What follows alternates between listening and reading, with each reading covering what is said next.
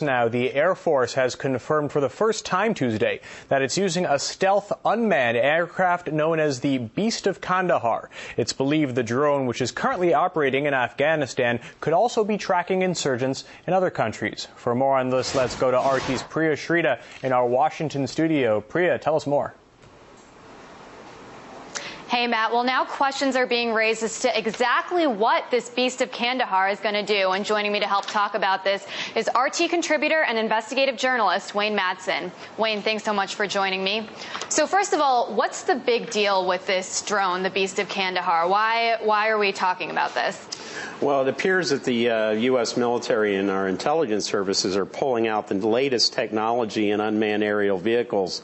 The Beast of Kandahar, also called the Loch Ness Monster of Kandahar, was spotted at Kandahar Airport. It looks like a flying wing. It's a stealth aircraft. It's unmanned, and it's unlike the other unmanned aerial vehicles we've seen used elsewhere. The Predator, for example, this is jet powered, so this is fast. It's powered by a General Electric fan jet engine. The others are turboprops.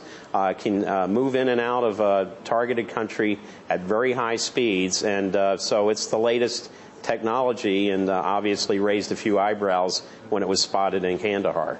That's right. And, you know, why exactly is the U.S. operating this Beast of Kandahar in Afghanistan if the insurgents have no radar systems there? Well, obviously, we have Afghanistan pretty well covered by our own surveillance capabilities, aircraft, ground systems, and other mechanisms. But Kandahar is not very far away from the Iranian border, and from what I understand, there has been a lot of testing going on at Nellis Air Force Base and at the Nevada test site, flying unmanned aerial vehicles against simulated mountainous bunkers in Nevada to give people the training of what it would look like if they were flying against a bunker, a nuclear bunker, for example, in Iran. And I guess it's not a stretch to think that maybe what's happening now is that it's called the Desert Prowler. It's the RQ-170 that was spotted at Kandahar.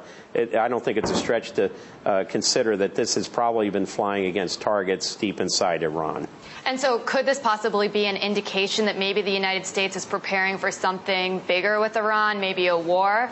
Well, we always are collecting intelligence, whether there's a war pending or not. We want to know what the capabilities of Iran are.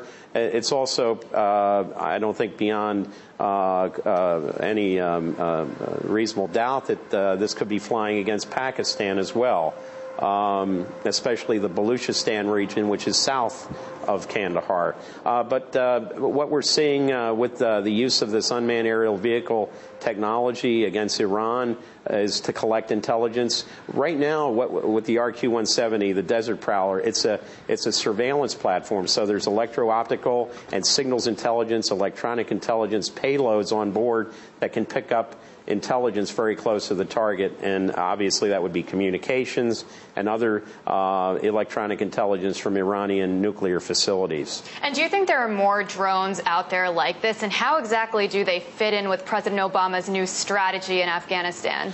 Well, obviously the president, the surge in Afghanistan, the recent revelations about Blackwater Z operations in Pakistan, all part of the same mix. Obviously, we're seeing an increase in U.S. military and intelligence operations in Afghanistan and Pakistan and directed against Iran.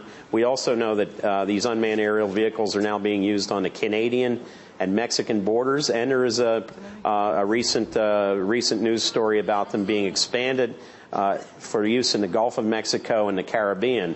I think what we're seeing there is the militarization of law enforcement functions, and I think that's a worrisome aspect domestically here in the United States. Well, it's interesting to see how these drones are changing the face of modern warfare. But for now, Matt, it's back to you. All right. Thank you very much, Priya Shrita, speaking with Wayne Madsen in our Washington studio. Thanks for talking with us.